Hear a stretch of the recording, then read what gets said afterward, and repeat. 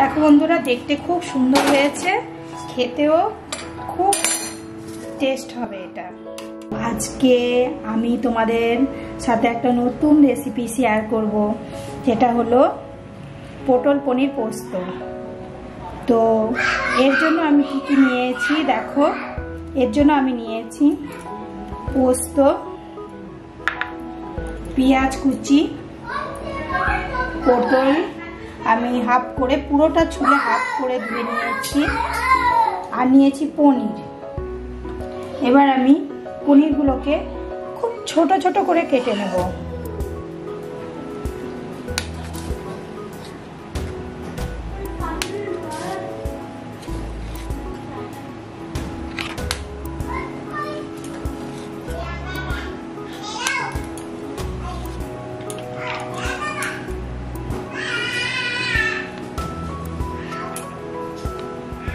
একদম ছোট ছোট করে কেটে নেব, বেশি বড় করব না, কেননা পটলগুলো ভাজলেও ওগুলো নরম হয়ে যাবে। তো পনিরগুলো বড় থাকলে ভালো লাগবে না। পনিরগুলো আমি ভেজে নেব, তো আমি দেখাবো তোমাদের। তার আগে আমি পনিরগুলোকে কেটে নিচ্ছি।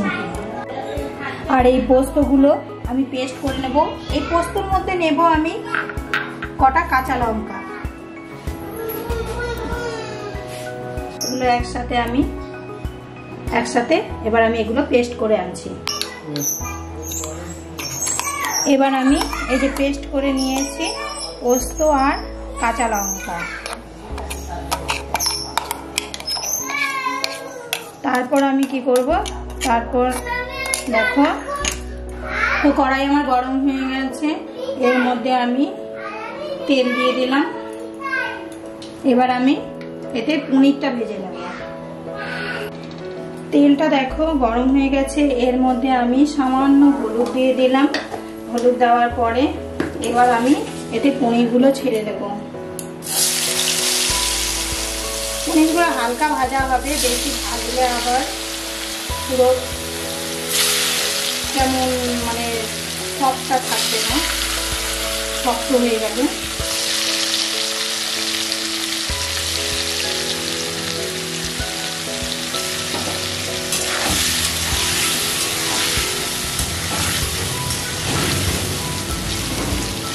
হালকা একটু ভেজে নেব।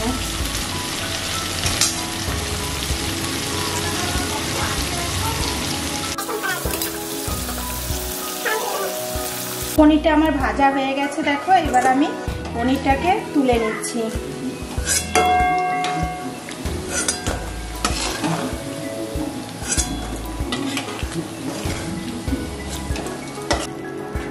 হালকা লাল হয়েছে, ভাজা হয়ে গেছে।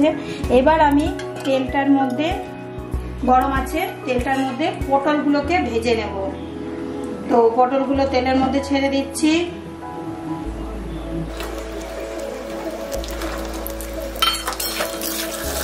এই তেলেই আমার পটল ভাজা হয়ে যাবে। পটলগুলোকেও একটু লাল লাল করে ভালো করে ভেজে নেব।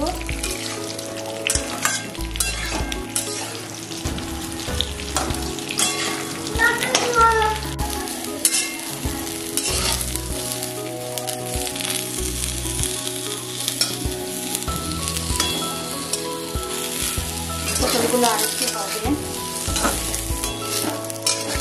তো দেখো বন্ধুরা, তেলটা না পুরো টেনে নিয়েছে পটলে। তো আমি একটু ওপর থেকে আরেকটু তেল দেব।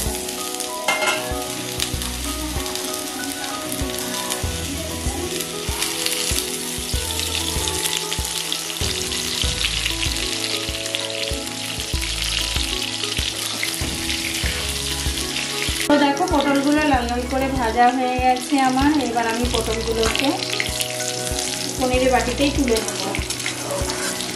তো এটা তোমরা যেভাবে কেউ তেল পটল করো সেই রকমই সেমই, তেলটা একটু বেশি লাগে, তেল পটলের মতোই, কিন্তু এর মধ্যে শুধু পনিরটা অ্যাড হবে।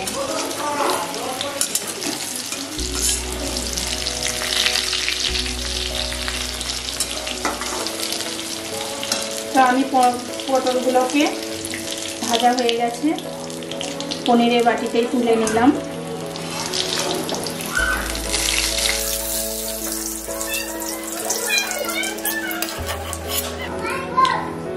তুলে নেওয়ার পরে আমি গরম তেলটাতে পেঁয়াজ কুচি দিয়ে দিলাম।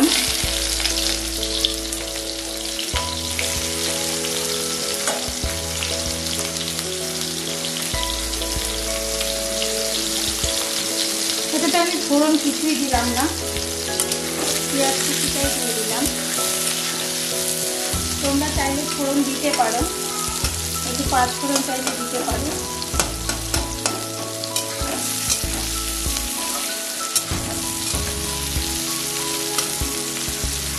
পেঁয়াজগুলো একটু লাল লাল করে ভেজে নেব।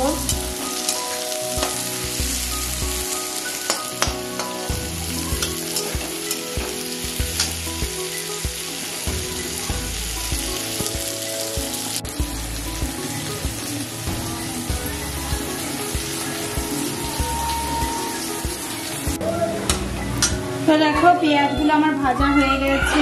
এর মধ্যে আমি আজকে কিন্তু তরকারিটাতে তো আমার পেঁয়াজগুলো দেখো লাল লাল করে ভাজা হয়ে গেছে। এর মধ্যে এবার আমি পোস্ত বাটা আর লঙ্কা বাটা পেস্ট করা যেটা ছিল সেটা আমি দিয়ে দিলাম। আজকে এই তরকারিটাতে কিন্তু আমি হলুদটা পনির ভাজার সময় তেলের মধ্যে দিয়েছি, আর এর মধ্যে হলুদ ব্যবহার করবো না। এবার আমি এতে সামান্য একটু স্বাদ মতো লবণ দিয়ে দেবো।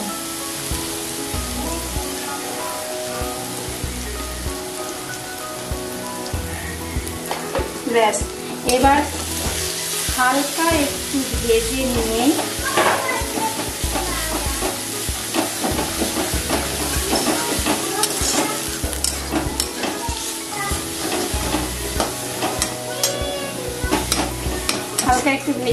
এর মধ্যে আমি দিয়ে দেব পটল ভাজা আর পনিরটা।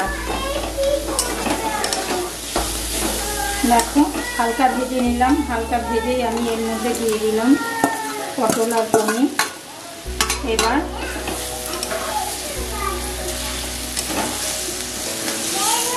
এগুলোকে মশলাটার সাথে মিশিয়ে নেব।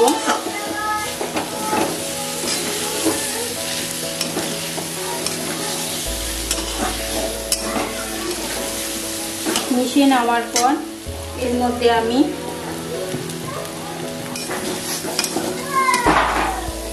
মিশিয়ে নিলাম ভালো করে মিশিয়ে নেওয়ার পরে দেখো পোস্ত বেশি ভাজতে হয় না।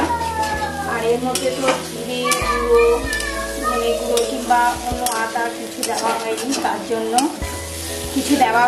তার জন্য এটা তোমার বেশি কষাতে হবে না। সামান্য একটু নেড়ে নিয়ে তোমরা জল দিয়ে দেবে। জল দিয়ে দিলাম, বেশি জল দিতে হবে না, কারণ পটলও ভাজতে ভাজতে তোমার সেদ্ধ হয়ে গেছে, তার জন্য আর বেশি জল আমি দেব না। ব্যাস এইভাবে 5 মিনিটের মতো হতে দেব। একটু ঢেকে দেব।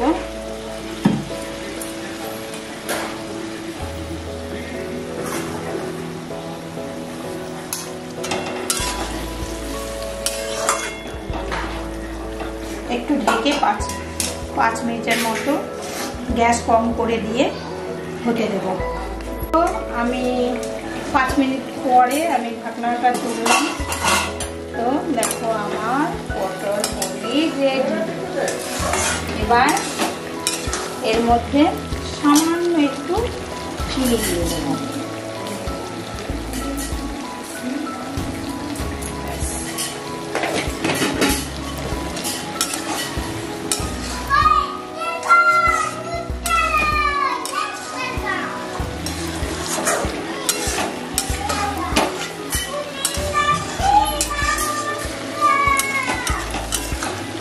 গ্যাসটা আমি অফ করে দিলাম। এবার আমি তরকারিটা নামিয়ে নেব।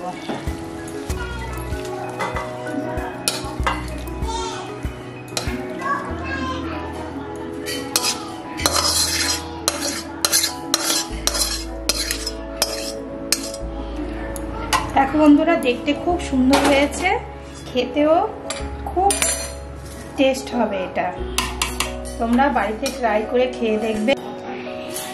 এই রেসিপিটা তোমাদের কেমন লাগলো নিচে কমেন্ট করে জানাবে, আর লাইক করবে, আর ভালো লাগলে সাবস্ক্রাইব করবে নতুন নতুন এরকম ভিডিও পেতে হলে।